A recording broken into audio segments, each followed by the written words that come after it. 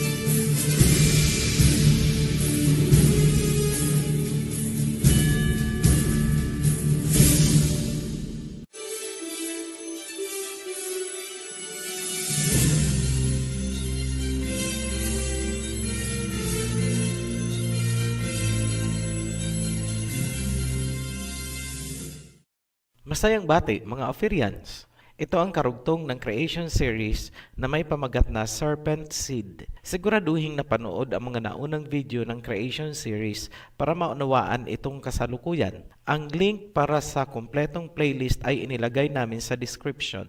Ito ang mga katanungang masasagot sa video na ito.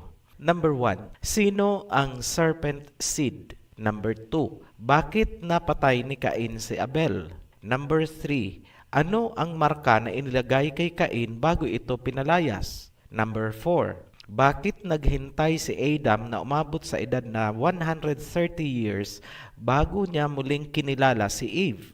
Bago po tayo magpatuloy, may mahalaga tayong punto na nais linawin. Ang Ophirian heritage ay hindi naghahatid ng doktrina dahil hindi po kami sekta o relihiyon. Bakit namin inaaral ang Biblia? Dahil ang Biblia ay bahagi ng Hebrew heritage.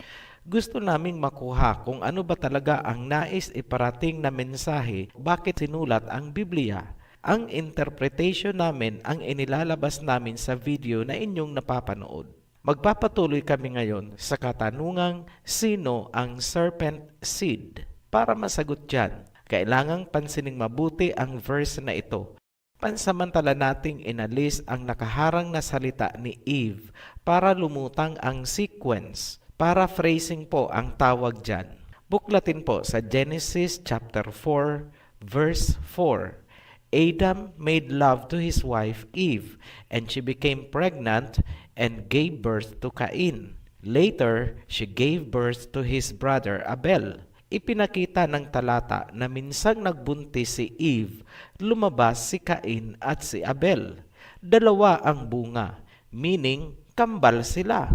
Ikumpara natin kung paano maglarawan ang Genesis kung hindi kambal. Ganito po ang style ng pagkakasulat ng Genesis kung hindi kambal ang inilabas. Sa Genesis chapter 29, makikita po natin yung the mothers of the patriarchs. Simula po kay Leah. So Genesis 29 verse 32.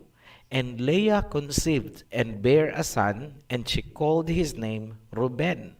Sa verse 33 naman, and she conceived again, and this time ang isinilang naman is si Simeon. Sa verse 34, and she conceived again, at ngayon naman isinilang si Levi. Sa verse 35, and she conceived again, at ngayon isinilang si Judah. Pansining mabuti, bawat pagbuntis, isa ang sinasabing lumabas. Pero sa sitwasyon ni Cain at Abel, isa lang ang binanggit na pagbubuntis, pero dalawa ang sinabing inilabas. Nakuha niyo po ba ang point, ang comparison? Ngayon, huwag po nating kalilimutan ang binanggit sa sumpa na merong seed of the serpent at seed of the woman. Nangangahulugan na ang ama ng isa ay ang serpent at ang isa naman ay si Adam. Posible bang mangyari na magkaiba ang tatay ng kambal? Sa puntong ito, kinailangan natin ang mas malalim na pagsasaliksik sa obstetrics. At ano ang ating natagpuan? Yes, posibleng mangyari na magkaiba ang ama ng isang fraternal twins. Ngunit paano nangyari? Repasuhin ulit natin ang Genesis mula sa perspective ng obstetrics. Matapos ang pagkakasala ni Adam and Eve, pinaalis agad sila sa garden. Karugtong ng pangyayari, kinilala ni Adam ang kanyang asawa matapos silang lumabas ng garden. Hindi sinabing naghintay pa si Adam na umapak sa kung anong edad bago niya kinilala si Eve. Dapat nating ikonsidera na katatapos lang kumain ni Adam ng prutas, ibig sabihin energized pa sila. Hindi pa tuluyang humuhupa ang epekto ng prutas. Parang nasa honeymoon stage ang mag-asawa ngayon. Sana huwag niyo pong lagyan ng malisya ang paglalarawan. Ngayon, paanong nangyari na ang binhi ni Adam ay napasabay sa binhi ng serpent? Dito papasok ang kaalaman mula sa OB, ang stage kung saan ang sperm cell ng lalaki ay mag-unite or papasok sa egg cell ng babae ay tinatawag na fertilization. Pagkatapos ng fertilization, makalipas ang 5 hanggang 7 araw, ang fertilized egg ay kakapit na sa bahay bata. Matapos kumapit ang fertilized egg, magsasara na ang bahay bata para wala nang makapasok na ibang sperm cell kahit muling makipagtalik ang babae habang nagbubuntis. Ngayon, mahalagang tandaan na may 5 hanggang 7 araw na nakabukas ang bahay bata habang hindi pa kumakapit ang fertilized egg. Sa loob ng 7 araw na yan, nangyari ang pagkilala ni Adam kay Eve. Naihabol ni Adam ang kanyang binhi bago magsara ang bahay bata, kaya nabuo ng sabay sina Cain at Abel. Yan ang pangyayari na nagpapaliwanag kung paanong naging kambal sina Cain at Abel pero magkaiba ang ama. Tinatawag yan sa obstetrics na heterofraternal superfecundation. Sa mga nagtataka at nagtatanong kung posible ba ang interspecies breeding? Yes, bigyan namin kayo ng halimbawa. Ang donkey at kabayo ay magkaibang species yan. Ngunit kapag ang lalaking donkey at babaeng kabayo ay nagmating, nagkakaanak sila at tinatawag na mule. Kapag ang lalaking kabayo naman at babaeng donkey ang nagmating, ang kinalalabasan ay hini. Mula sa example na yan, hindi imposible na ma-fertilize ng serpent ang egg cell ni Eve. Ngayon, sino ang naging hybrid human serpent? Simple lang, kung sino ang hindi kinilala ni Adam bilang anak, ay most probably siya ang serpent seed. Makikita ba yan sa Genesis? Yes. Dinadaan-daanan lang ang mga talata at hindi napapansin ang nilalaman. Sobrang napakahalaga po nito sa katuparan ng prophecies. Ito ang pinakaugat ng sinabi sa Matthew chapter 24 verse 7 na nations shall rise against nations and kingdoms against kingdoms. Ganyan siya kahalaga. Seed of the serpent versus seed of the woman. Simulan natin sa pagkumpara ng mga reactions ni Adam and Eve noong iniluwal sina Cain, Abel at Seth. Kailangan po nating isali si Seth dahil may konektadong information papunta kay Abel. Noong isinilang si Cain, ganito ang naging eksena. Genesis chapter 4 verse 1. Now Adam knew Eve his wife, and she conceived and bore Cain, and said, I have acquired a man from the Lord. Ano lang ang sinabi ni Eve? Nagkaroon daw siya ng anak na lalaki galing kay Lord. May sinabi bang nagmana si Cain sa image and likeness ni Adam? Wala. Red flag number 1 po yan. Malayo siguro ang itsura kaya hindi masabi-sabi ni Eve na nagmana si Cain kay Adam. Kaya galing na lang kay Lord. Humilab ulit umiri si Eve, lumabas si Abel. Ngayon, speechless ang mag-asawa. Hindi sila makaimik. Napansin nyo ba sa Genesis kung may sinabi silang kahit ano noong inilabas si Abel? Wala po. Bakit kaya? Red flag number 2. Kung sa itsura ni Cain, sinabi ni Eve na galing kay Lord, bakit hindi niya sinabing galing din kay Lord si Abel? Sa sitwasyong ito, hindi na nila malaman kung ano ang dapat isipin. Tandaan na first time nilang makakita ng sanggol. Overwhelming situation yon para sa kanila. Mag-pass forward tayo sa eksena noong isinilang si Seth. Pansinin niyong mabuti ang pagkakaiba ng reaction nila. Sa Genesis chapter 5 verse 3, "And Adam lived 130 years and begot a son in his own likeness after his image and named him Seth." Ang sabi ng talata, in his own likeness after his image. Nagmana daw kay Adam si Seth. Sa panahong ito, alam ni Adam na matagal ng panahon ang nakalipas mula nung nagkaroon sila ng serpent encounter. Sigurado siyang kanya nga si Seth. Ano ang sabi ni Eve? Genesis chapter 4 verse 25. "For Elohim has appointed another seed for me instead of Abel, whom Cain killed." Kung si Seth ay in the image and likeness ni Adam, ibig sabihin, ganun din si Abel. Dahil sinabi nilang kapalit ito ni Abel. Pansinin ang salitang another seed. So by elimination, ang kinilalang anak ni Adam ay si Abel at si Seth. So malamang si Cain nga ang serpent seed. Ngunit hanap pa tayo ng ibang corroborative information upang suportahan natin na si Cain ay hindi anak ni Adam.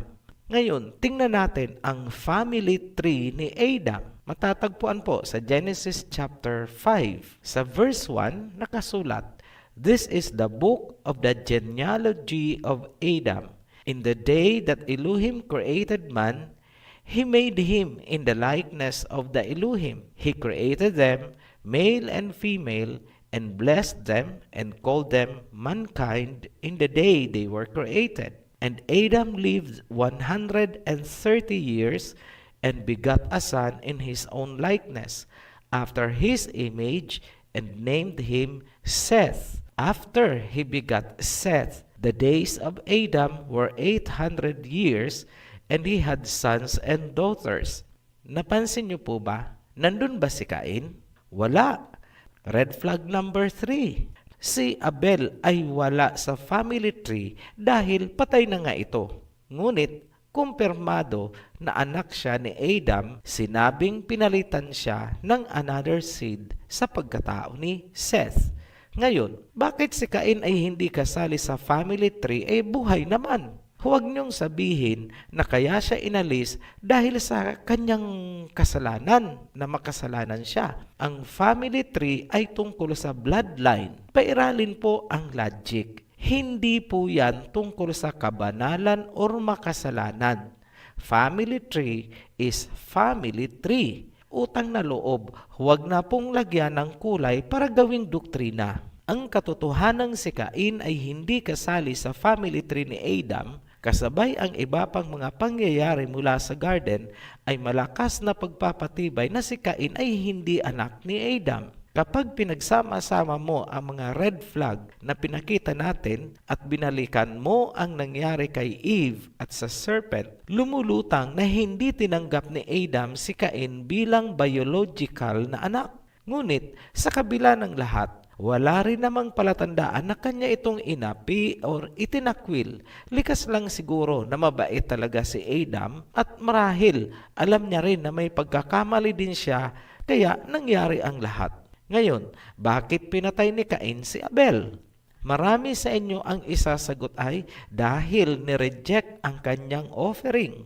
Nakasenter po kayo sa offering. Hindi po kami kumbinsido dyan. Doktrina po yan na nag-uugat sa misinterpretation ng Biblia. Hindi kasi pinapansin ang bigger picture at context ng mga pangyayari. Huwag pong umasa sa hermeneutics. Kailangan din ang praktikal na pag-iisip. Napakababaw po na dahilan ng pagkaka-reject ng offering para patayin ni Cain si Abel. Pwede niya namang ulitin na lang ang pag-o-offer. There is another side of the story na dapat nating i-consider. Kilalanin natin si Cain mula sa anggulo ng growth and development. Gamit po tayo ng simpleng psychology. Unahin natin ang relasyon ni Cain sa magulang. Alam ni Adam na hindi niya anak si Cain. Alam ng mag-asawa na dahil sa serpent, kaya habang buhay silang magdurusa. Nagsisisihan kaya ang mag-asawa ngayong nahihirapan na sila? Probably yes. Naalala nyo, kahit noong isinusumpa pa lang sila, hindi ba't nagsisihan na sila? Sinisi ni Adam si Eve. Sinisi naman ni Eve ang serpent.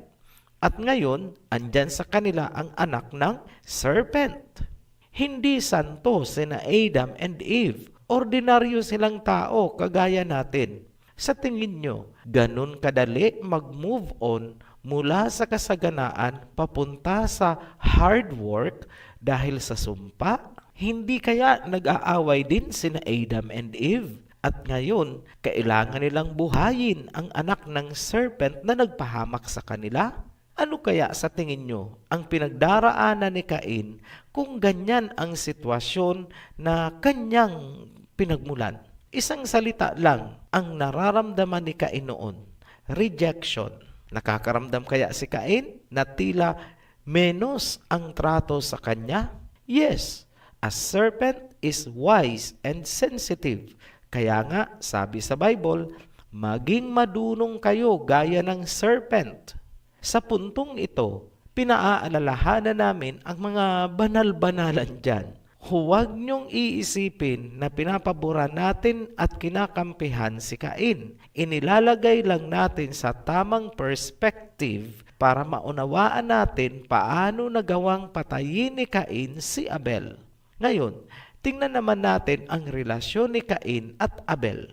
Isang realidad sa buhay ang tinatawag na sibling rivalry. Kasama dyan ang pagkompetensya ng magkapatid para sa atensyon ng kanilang magulang. Sa puntong ito, tila dihado si Cain. Kaya lalo siyang nagiging matapang, palaban at agresibo. Nagtatanim na ng puot si Cain laban sa kanyang kapatid na si Abel. Ngayon, naaayon ba sa Biblia ang ating analysis? Yes, yun ang sinasabi ng sumpa na magkakaroon ng enmity between the seed of the serpent and the seed of the woman. Ipasok na natin ang pangyayari noong nag-o-offer sina Cain at Abel. Ano ang resulta? Genesis chapter 4 verse 3. The Elohim looked with favor on Abel and his offering, but on Cain and his offering, he did not look with favor. Dalawa po ang aksyon. Tinanggap muna si Abel. Ang pangalawang aksyon ay tinanggap ang kanyang offering. Tingnan naman ang kay Cain. Nireject si Cain at ang pangalawa ay nireject ang offering. Parang ganito lang yan. Kunwari may nagbibigay sa iyo ng isang regalo. Una mong tinitingnan ay ang tao na nagbigay. Kung hindi mo tanggap ang tao, hindi mo rin tatanggapin ang regalo. Maliban na lang kung materialistic ang tao. Kaso, ang Elohim ay hindi materialistic. Ang unang tinitingnan ng Elohim ay mismong si Cain, ugali niya at pagkatao.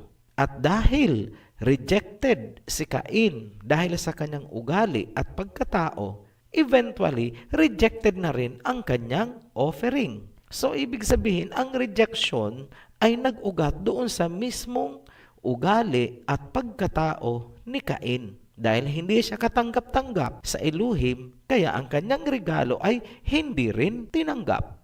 Ngayon, Bakit pinatay ni Cain si Abel? Dahil sa rejection.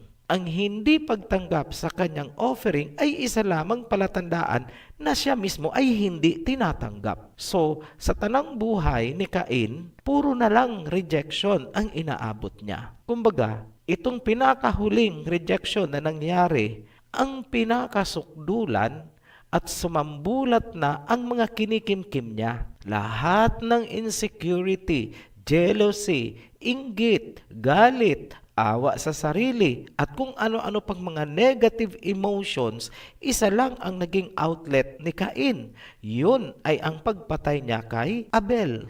Sa pagpatay ni Cain kay Abel, nagkatotoo ba ang sumpa? Yes, natupad na naman ang sumpa. Sinabi sa serpent, I will put enmity between your seed and her seed. Maliwanag na ngayon na si Cain ang seed ng serpent. Isinumpa at pinalayas ng Elohim si Cain. Ang sabi ni Cain sa Elohim, kung sino ang makatagpo sa akin, ako ay papatayin. At ano naman ang sagot ng Elohim? Walang sino mang pwedeng pumatay kay Cain. At bago niya ito tuluyang pinaalis, nilagyan niya ng marka si Cain upang walang papatay sa kanya. Kung naaalala nyo pa ang kauna-unahan naming video, ginamit natin ang kwento ni Cain upang ipakita na merong ibang tao sa panahon ni na Adam at yun ang kinatatakutan ni Cain na papatay sa kanya. Ngayon, ano kaya ang marka na inilagay kay Cain? Wala pong sinabi ang Biblia.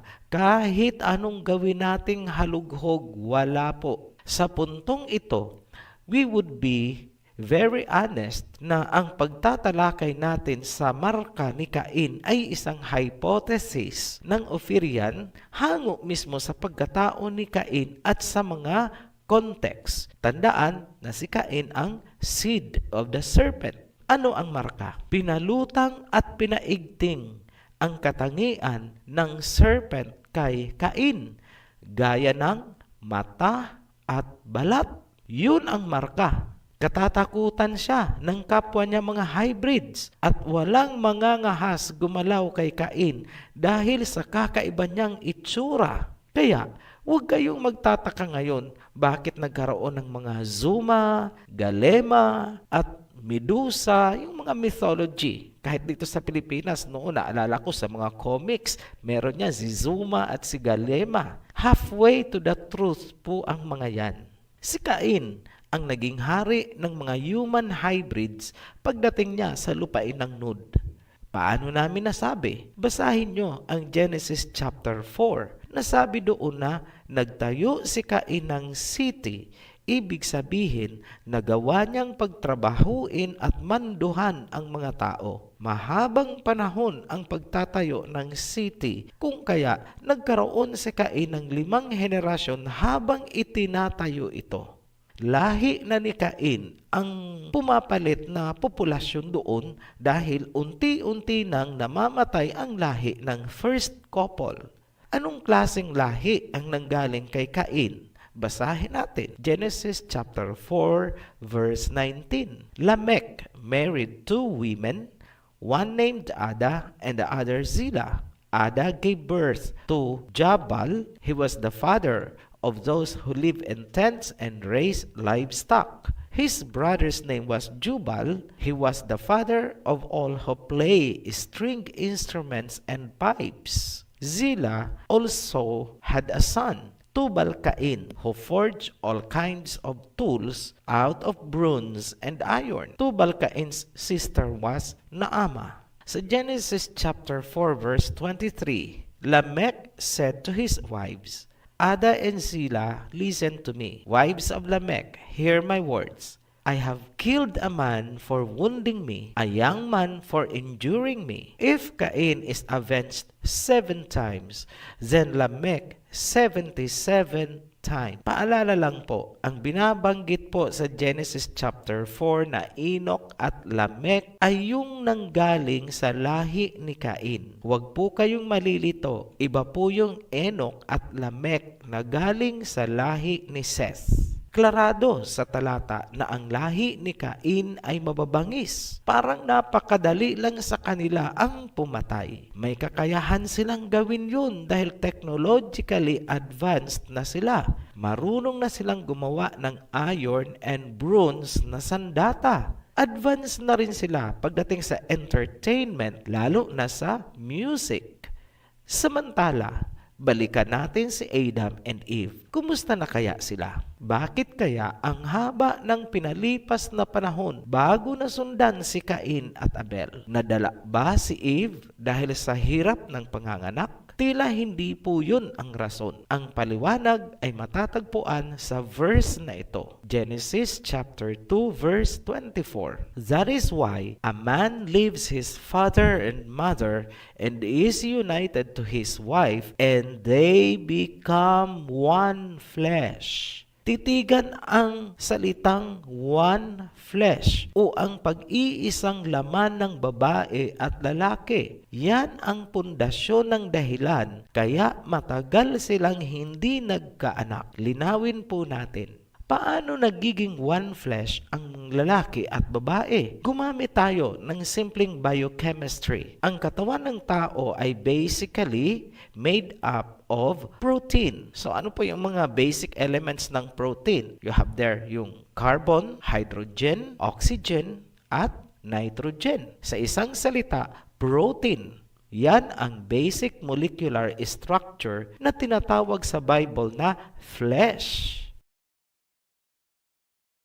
Nangyayari ang pag-iisang laman sa unang pagkakataon na kinilala ng lalaki ang babae at siya ay nagsali ng kanyang protina sa babae. May pagbabagong nangyayari sa reproductive system ng babae kung saan lahat ng kanyang egg cell sa mga darating na panahon ay may tatak na ng unang lalaki na kumilala sa kanya. Gumamit tayo ng isang halimbawa para madaling maintindihan. Kunwari, tawagin natin ang babae na si Petra. Unang nakasiping ni Petra ay si Pedro. Matapos ang nangyari, iniwan siya ni Pedro. Lumipas ang mahigit 10 taon bago naging asawa ni Petra si Juan. So, si Juan ang pangalawang lalaki sa buhay ni Petra. Ilang taon ang lumipas? 10. Ngayon, ang mga magiging anak ni Juan kay Petra ay maaari pa ring magtaglay ng traits galing kay Pedro na unang nakatalik ni Petra 10 years ago. Ano ang dahilan? Dahil naging one flesh si Petra at si Pedro noong sila ay nagtalik 10 years na ang nakalipas. Sa science, ang tawag dyan ay telegony. So, paano nangyayari itong telegony? May mga bagong research ngayon na nagpapakita na ang seminal fluid ng lalaki ay nagtataglay ng mga tinatawag na dsRNA or double-stranded ribonucleic acid at iba pang mga complex proteins. Kumakapit ang mga proteins na ito kapag pumasok na sa reproductive system ng babae, yung similya ng lalaki. Ang mga proteins ng lalaki ay nagiging active participant na sa genetic expression ng mga nabubuong egg cell ng babae. Sa madaling salita, itong mga proteins mula sa unang lalaki ay nagiging bahagi na ng bawat egg cell na ilalabas ng babae in the future. Yan po ang simpleng pag-uunawa sa telegony. Para sa may mga background sa molecular biology and genetics, ang telegony ay RNA-mediated non-Mendelian inheritance of epigenetic changes. The PIMID ID for that research is 206-26678. One research showed the presence of dsRNA in seminal plasma that may influence human oocyte development and therefore the offspring. PIMED number 2909374 through Genetic Frontiers. Balik po tayo sa layman language. Ang telegony ay hindi maitatanggi na tumutukoy sa one flesh or pag-iisang laman ng babae at lalaki sa oras na maipasok ng lalaki ang kanyang binhi. Ngayon, baon ang kaalamang yan. Analisahin natin ang naging kalagayan ni Eve para masagot ang katanungan na bakit pinalipas muna nila ang napakahabang panahon bago ulit nagbuntis si Eve at isinilang si Seth. Noong ginamit si Eve ng serpent, ang proteins na pumasok sa katawan ni Eve ay may epekto sa kanyang reproductive system. Ang mga egg cell na ilalabas niya in the future ay magtataglay ng traits ng serpent. Ibig sabihin, kung siya ay muling mabubuntis ni Adam, tataglayin pa rin, maipapasa pa rin sa anak nila ang traits ng serpent. Sa madaling salita, defiled or kontaminado ang katawan ni Eve. Pero bakit hindi apektado si Abel? Kasi po, ang egg cell na naging Abel ay dati ng egg cell yun bago pa man pumasok ang proteins ng serpent. Ang apektado lang ng proteins galing sa serpent ay ang mga susunod na egg cell na ilalabas pa lang ni Eve. So, klarado po tayo dyan. Humigit kumulang 100 years ang pinalipas ni na Adam and Eve bago ipinagbuntis si Seth upang siguraduhin na malinis na ang katawan ni Eve. Ang posibleng dahilan kaya binigyang diin sa Biblia na si Seth ay own image and likeness ni Adam ay upang ipakita na si Seth ay hindi carrier ng serpent traits. So, ang sagot sa tanong na bakit napakahabang panahon ang pinalipas bago ulit nagbuntis si Eve para kay Seth ay upang siguraduhin na malinis na ang katawan ni Eve at hindi na apektado si Seth ng serpent proteins. Ito ay karagdagan ding patunay na ang asawa ni Cain ay hindi niya kapatid. Ngayon, bumalik tayo kay Cain. Bilang introduction na po ito sa tanong na bakit nagkaroon ng Noah's flood. Unahin natin ang genetic profile ng lahi mula kay Cain. Si Cain ay nagtataglay ng genes ni Adam dahil si Eve ay galing din lang naman kay Adam. Ang ama ni Cain ay ang serpent. So kung sisimplehan natin, si Cain ay kombinasyon ng genes mula kay Adam plus serpent genes equals Cain. Ngayon, ang asawa ni Cain ay galing sa corrupted genetic line ng first couple. Ibig sabihin, ang magiging anak ni Cain ay kombinasyon ng mga genes mula sa first couple plus Adam plus serpent equals Cain's serpent genetic line. Ang lahing nagmula kay Cain ay parang normal na tao dahil sa genes galing kay Adam. Ngunit, taglay nila ang serpent genes galing sa ama ni Cain. In short, sila ay mga reptilians. At sila ang tinutukoy sa sumpa na seeds of the serpent. Samantala, kung ikukumpara naman natin ang lahi na manggagaling kay Seth, ito ay pure Adam genes. Ibig sabihin, walang halo. Yan ang tinutukoy na seed of the woman. Ilalahad natin sa susunod na video ang isang mahalagang pangyayari na lalong nagpaganda sa itsura ng lahi ni Cain. Sila ay nagmukhang mga artista. Kasabay niyan ang paglago ng kanilang technology, music, and arts. Doon ito nangyari sa city na itinayo ni Cain. Sa kabila ng mga developments na yan, lalo silang nagugumon sa kasamaan. Yan ang inilarawan sa Genesis chapter 6 verse 5. The Elohim saw how great the wickedness of the human race had become on the earth, and that every inclination of the thoughts of the human heart was only evil all the time. The Elohim regretted that he had made human beings on the earth, and his heart was deeply troubled. So the Elohim said, I will wipe from the face of the earth the human race I have created. Ang sinabi sa verse ay, naging masama daw ang mga tao Kung kaya nagsisi ang Elohim bakit niya pa nilikha ang sangkatauhan. At sinabi niya na buburahin niya sa lupa ang sangkatauhan. Dito papasok ang istorya ni Noah at ang baha. Ang susunod na tatalakayin natin ay isang natatanging paglalahad na sigurado kaming hindi nyo pa alam at malamang hindi nyo pa naririnig mula kahit kanino man. Puputulin namin itong video sa mga katanungang ito. Anong kasamaan ang tinutukoy sa Genesis kaya magpapadala ng baha? Kasama ba ang lahi ni Seth sa mga taong naging masama? Ano ang nangyari sa serpent seed noong bumaha? Abangan niyo po lahat yan sa aming pagpapatuloy.